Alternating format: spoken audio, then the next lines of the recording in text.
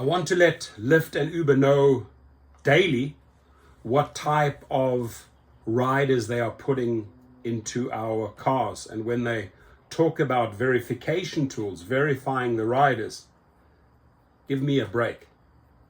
Give me a break. Your verification tools, well, I think they speak for themselves, don't they? They get on me and tells me to drive, or she's going to kill me. Tonight, a Lyft driver That's is Susan sharing the McCall. frightening moments that unfolded after she picked up a passenger. She says that passenger fired shots out of her car and sent children running for their lives. Children. And as she tells Fox 59 Scarlett O'Hara, then the woman held her at gunpoint. On Saturday evening, a Lyft driver picked up a passenger and her daughter at an apartment in this neighborhood. She says what happened after that, though, brought to life a fear shared by many rideshare drivers. Thank you. I literally thought I was going to die. Catherine Givens was asked to make a quick stop at a basketball court so the passenger could pick up her 12-year-old son. Once there, the rider rolled down the window, pulled out a gun, and started firing shots. Obviously, all the kids started running. Parents came flooding out of the apartments. Givens recalls one parent saying they called 911, and the passenger, identified by police as Kira Garrett, yelling back that she'd shoot them. That's when she realized that the police were already in the apartment complex, and she turned her gun on me and said, you know, if you don't leave, I'm going to kill you. So Givens spent the 25-minute drive to Garrett's destination with a gun pressed to her stomach. It was very scary. You know, her kids were in the back seat. She was beating on her son in the back seat as well. After dropping Garrett and her children off at their home across town, she pulled into a nearby parking lot to call 911. IMPD Sergeant Anthony Patterson says Givens made the safest decision that day by complying with Garrett's demands. Drivers can never control the behavior of their passengers. That's something that is a given. So whenever you're threatened, do your best to remain calm, remain polite, remain professional, follow the directions. In a statement, a spokesperson for Lyft said, quote, the behavior described is reprehensible and has no place in the Lyft community or society, adding that they've contacted Givens. We have permanently moved the rider from the Lyft community, right? Then my question is, why do you always have to remove them from the community? Why don't you make sure they don't get into the cars in the first place? So whatever verification tools you fools have, David Risher, Derek Koshashawi, they ain't working, because this shit is happening daily. And you become like a comedy channel. You become like a circus. You become like the joke of the day. Not the joker, not the star basketball player, right? But the jokers, the idiots of the day. David Risher, Derek Koshashawi. Why? Because they refuse, because of the pressure of the investors. And this goes straight to the investors as well. All of you cowards, right, are too scared to do something about safety. Why? Because it costs you money. It costs your bottom line. So if you come out in the media, oh, we have these verification tools. They don't work. They don't work. Hire me. I'll fix your safety overnight. But you got to be prepared to pay and have certain things in the app, right? You can't cross-reference people against a third-party database that you bought that has no criminal records in it. So what good is it if somebody verifies themselves, just doesn't get the little asterisk, but it refuses to upload the passport photo or the ID photo? It's a joke, ladies and gentlemen. And this continues. I mean, this idiot here, she's firing out the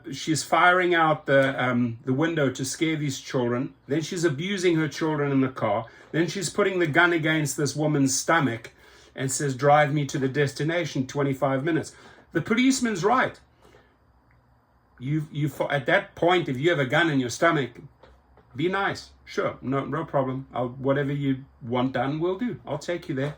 If you need to go anywhere else, I'll take you there. Not a problem. I'll do it for you.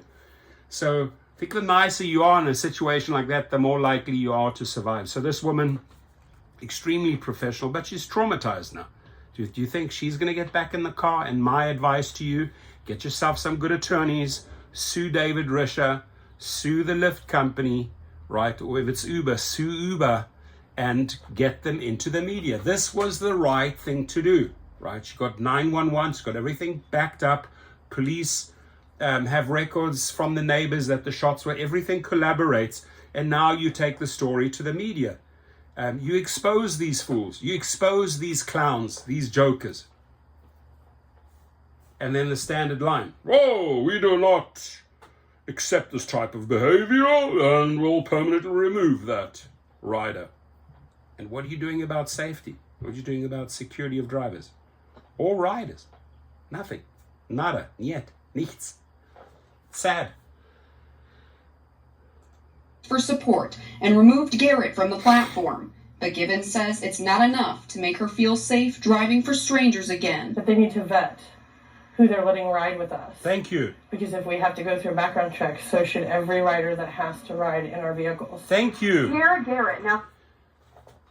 She's on the money. They needed to be vetted properly. Right? Not this bullshit verification process that Darryl Khosrowshahi signed off on.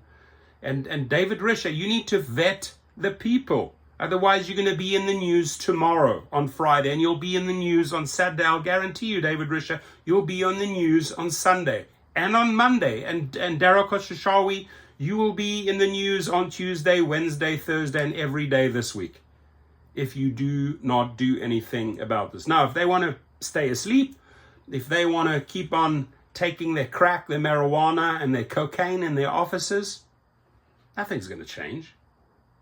And if they employ a whole bunch of idiots there in San Francisco, programmers that are not getting the green light to do something in safety, about safety and security, nothing's going to change.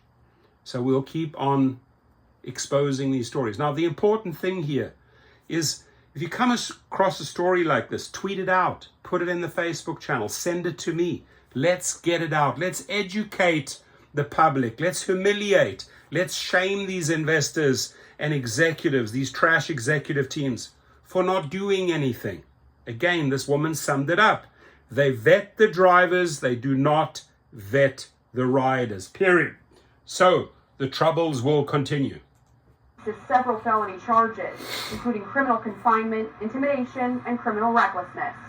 Reporting on the Southwest Side, Scarlett O'Hara, Fox 59. Thank you, Scarlett O'Hara. Sounds like a Hollywood star's name.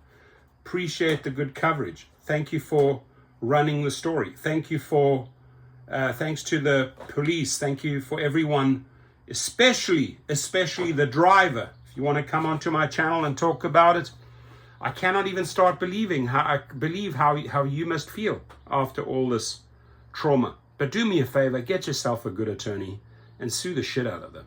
Sue the crap out of them. Have a good day.